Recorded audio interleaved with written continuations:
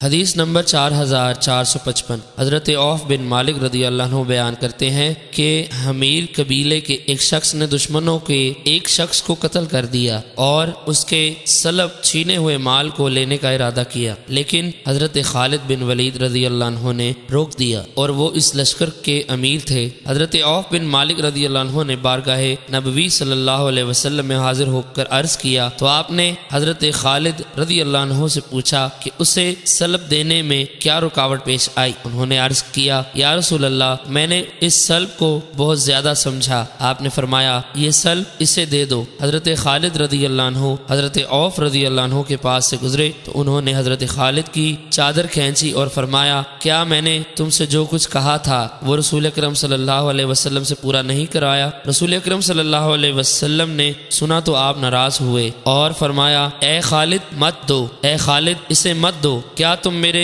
मुकर्रर करदा अमीरों की अतात छोड़ने वाले हो? बेशक तुम्हारी और उनकी मिसाल उस शख्स की तरह है जो ऊंट या बकरियां खरीदता है और उनको चराता है, फिर उनको पानी पिलाने का वक्त आता है तो उनका एक होस पर ले जाता है, वो साफ साफ पानी पी लेती हैं और तलछट गदला पानी छोड़ देती हैं। तो क्या साफ चीजें तुम्हारे लिए हैं और तलछट अमीरों के लिए हैं?